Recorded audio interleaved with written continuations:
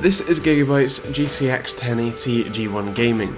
This is their sort of mid to high-end version of the 1080. There is the Extreme Gaming if you're interested, but nonetheless this is the one we're going to be taking a look at in this video, so do stick around.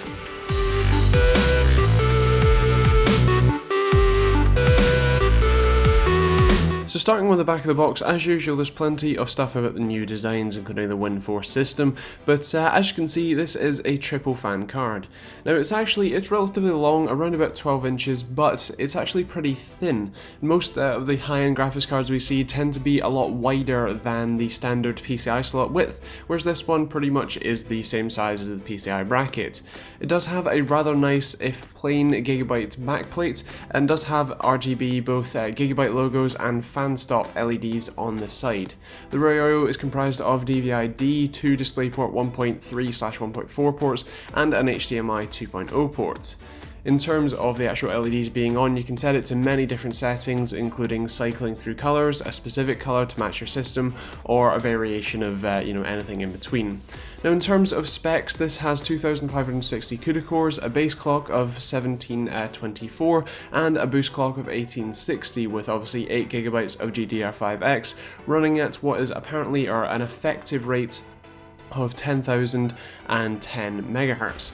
Now in terms of actual performance, this thing does really well. It actually outshone the Strix 1080 we took a look at in the 1080p Firestrike benchmark here, but in terms of 4K it was basically the same, and in terms of 4K and 1080p and pretty much every other title, we're seeing happily over 100 FPS easily, if not 100, sort of like 144, standard average at 1080p, and at 4K you're actually still seeing pretty playable frame rates with only one card. You're seeing somewhere between 40 and 70 FPS average in the majority of titles. For example, 4K with ultra settings in Doom was basically 60 FPS average, so if you have a 4K monitor then this is an awesome card to pick up. Now obviously with the one PCIe power sort of connector, there's a bit of a limit there, but I'll talk about that a little bit more in just a second. So the last thing to mention is just the Gigabyte Extreme Gaming software. It's basically the new overclocking tool and allows you to change the fan curves, obviously the LEDs, which is always nice, and relatively easily overclock the card, so that's pretty awesome. So the few things I want to point out about the card. First of all, in terms of the shroud itself, it feels a little bit like cheap plastic. Every time I pick it up, it kind of cracks in my hand as it kind of bends away from my fingers under its own weight. So that is one thing to mention, although the fans themselves, especially with the fan stop kind of profiles that you can change, it's actually pretty awesome. It means the card is very quiet until about 50 degrees, and then it's still relatively quiet even with the fans on. And obviously unless it's on full chat, that it's not going to be very loud at all. So yeah, I am pretty impressed with that. In terms of temperatures, despite the card being thinner and relatively short in terms of what high-end GPUs are, it actually didn't hit more than 69 degrees as a maximum temperature, even though the target temperature was about 80 to 83 degrees as you saw in the software piece a second ago. So that's pretty impressive. As I said, it's quite quiet as well, so that's awesome.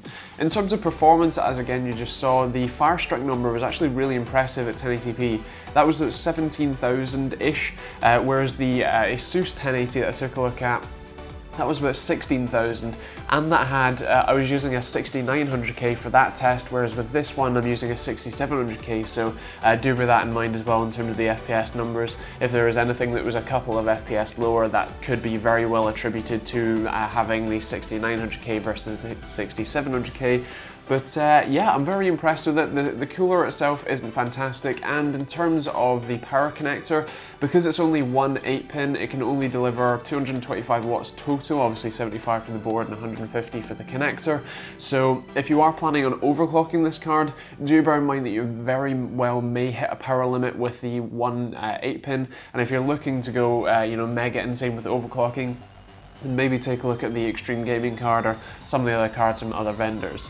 So I guess that's kind of that. I mean, that's the kind of pros and cons for me, really. In terms of scoring, I'm going to go for a 4 for 5 for money. I'm going to go for a 5 for performance because it does a good job. I think I'll go for 4 for functionality and I think 4 for style. It's good looking, but it's not, you know, the prettiest card ever. And I'm going to go for I think 5 for TechteamGB score. I'm going to go for a silver award because, well, it is a really nice card. The heatsink, the actual shroud itself, could do with being a little bit higher quality, a little bit more premium feeling. Considering you're paying quite a lot for a graphics card, I would like to be able to take it out of the box and feel like I've spent that money well, even if it is just a kind of superficial thing that you may only touch once. That's my only real concern, and the single 8-pin, possibly a, you know, extra 6-pin or something, just for an extra power limit to be able to overclock a bit better. That might be quite cool. So yeah, I guess that's kind of it. I hope you enjoyed the video. If you did, feel free to like it and subscribe. If you didn't, feel free to dislike, but let me know why in the comments down below so I can improve for next time. And yeah, check out some of my other videos, including the Asus 10AC Strix review. That will be on the channel, as well as the 1070, and hopefully some MSI cards will be coming fairly shortly, so we'll test some of those out too. Anyway, thanks for watching, and we'll see you on the next one.